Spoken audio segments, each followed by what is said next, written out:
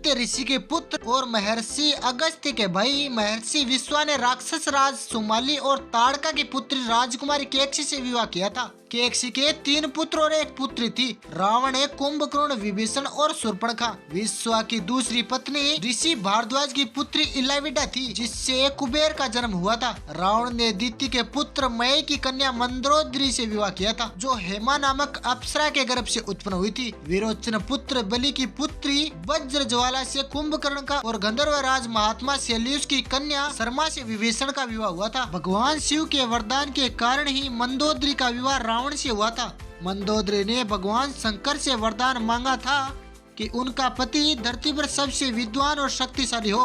हालांकि रावण वध के बाद मंदोदरी ने विभीषण से विवाह कर लिया था। ये बात कितनी सच है, क्या है इसके पीछे का रहस्य, आइए जानते हैं। तो वीडियो को शुरू से लेकर अंत तक जरूर देखें। दोस्तों, जब रावण माता सीता का हरण करके लंका लाया था, तब मंदोदरी ने इसका विरोध कर सीता को पुनः राम को सौंपने को कहा था। लेकिन रावण ने मंदोदरी की एक नहीं सुनी और रावण का राम के साथ भयंकर युद्ध हुआ। ऐसा माना जाता है कि राम रावण के युद्ध के एकमात्र विभीषण को छोड़कर उसके पूरे कुल का नाश हो गया था। रावण की मृत्यु के बाद रावण के कुल के विभीषण और कुल की कुछ महिलाएं जिंदा बची थी। युद्ध के पश्चात मंदोदरी भी युद्ध भूमि पर गई और वहां अपने पति, पुत्रों और अन्य संबंधियों का शव देखकर अत्यंत दुखी हुई।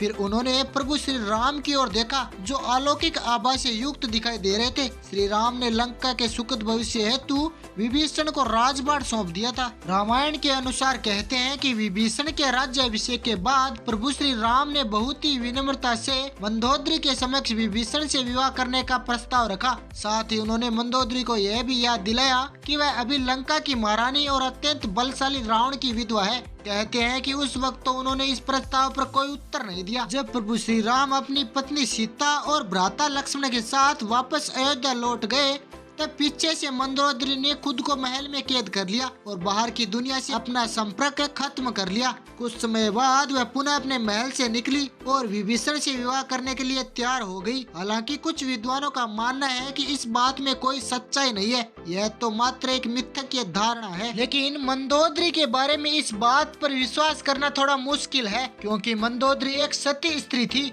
जो अपनी पति के प्रति समर्पण का भाव रखती थी।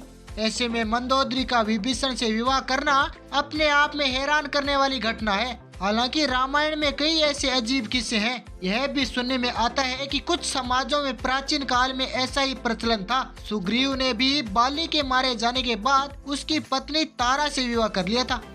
तो दोस्तों, आशा करता हूँ आपको वीडियो बहुत पसंद आया होगा। अगर वीडियो पसंद आया तो वीडियो को लाइक जरूर करें और इतिहास से जुड़ी ऐसे रहस्यमय घटनाओं के लिए आप इस चैनल को सब्सक्राइब जरूर कर लें।